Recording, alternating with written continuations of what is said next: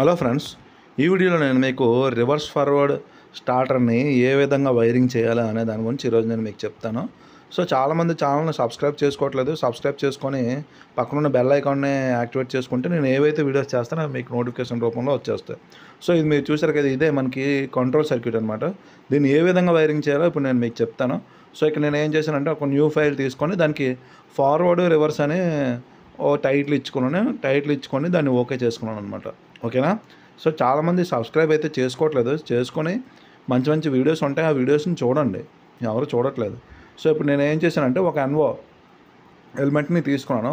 So దానికి input X0 అని ఇచ్చుకున్నాను. Okay. So next వచ్చేటప్పటికి ఒక NC ఎలిమెంట్ అయితే తీసుకున్నాను. ఒక NC ఎలిమెంట్ తీసుకొని దానికి X1 అనే ఇన్పుట్తో ఇండికేట్ చేశాను అనమాట. ఓకేనా. సో నెక్స్ట్ వచ్చేటప్పటికి చేశాను కదా. సో నెక్స్ట్ వచ్చేటప్పటికి ఒక అవుట్పుట్ కాయిల్ అనేది తీసుకున్నాను అనమాట. ఒక అవుట్పుట్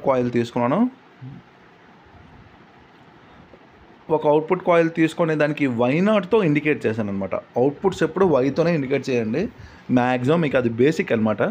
సో X అంటే ఇన్పుట్, Y అంటే అవుట్పుట్. ఓకే. ఇప్పుడు నేను ఏం చేశానంటే ఇంటర్లాకింగ్ అనమాట. అంటే X0 ఏదైతే ఉందో అది ఆన్లో ఉన్నప్పుడు X0 పై స్టార్టర్ ఆన్లో ఉన్నప్పుడు కింద సర్క్యూట్ ఆఫ్ అవ్వాలి, కింద సర్క్యూట్ ఆన్లో ఉన్నప్పుడు పైది ఆఫ్ అవ్వాలి. ఓకేనా. అదనమాట. అంటే ఆఫ్ అంటే దాని నుంచి అవుట్పుట్ అనేది వెళ్ళకూడదు. ఓకే. ఇన్పుట్స్ నుంచి పవర్ అనేది వెళ్ళకూడదు. ఇక్కడ నేను ఏం చేశాను, ఎన్ఓ ఎలిమెంట్ తీసుకున్నాను, దానికి X1తో ఇండికేట్ చేశాను. ఓకే. సో ఇంటర్లాకింగ్ అనమాట.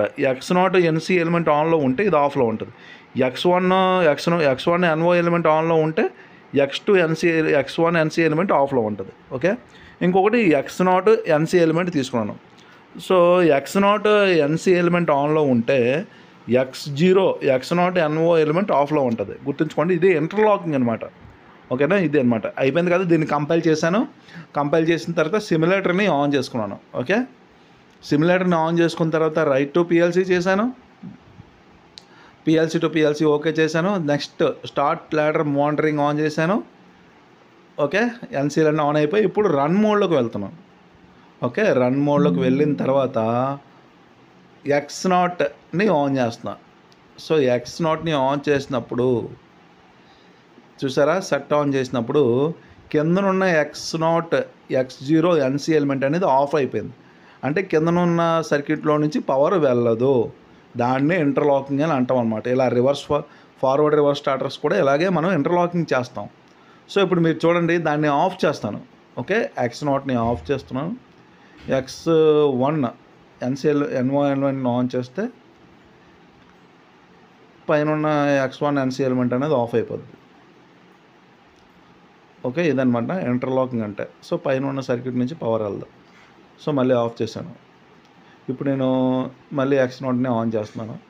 సో మళ్ళీ చూశారు కదా, ఈ విధంగా మనకి ఈ సర్క్యూట్లో నుంచి పవర్ అనేది వెళ్తూ ఉంటుంది. సో ఇప్పుడు నేను సడన్గా X1 ఎలిమెంట్ని NO ఎలిమెంట్ని ఆన్ చేస్తే ఆ సర్క్యూట్ ఆఫ్ అయిపోయింది. చూసారా, దీన్నే ఇంటర్లాకింగ్ అని అంటాం అనమాట. ఓకే. సో ఇలా మనం ప్రోగ్రాంలో ఇంటర్లాకింగ్ స్కీమ్స్ని యూజ్ చేసుకొని, టెక్నిక్స్ని యూజ్ చేసుకొని చాలా లాడర్ లాజిక్స్ అనేవి డ్రా చేయొచ్చు. అవన్నీ మీకు ఫర్దర్గా చెప్తాను. సో ఇంతే అనమాట. సో నేను ప్రోగ్రామ్ని ఆఫ్ చేసేసాను. తర్వాత నేను సిమ్యులేటర్ ఆఫ్ చేసుకున్నాను.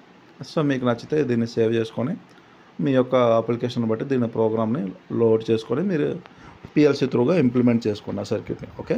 వీడియో నచ్చినట్లయితే లైక్ చేయండి, షేర్ చేయండి. Thank you.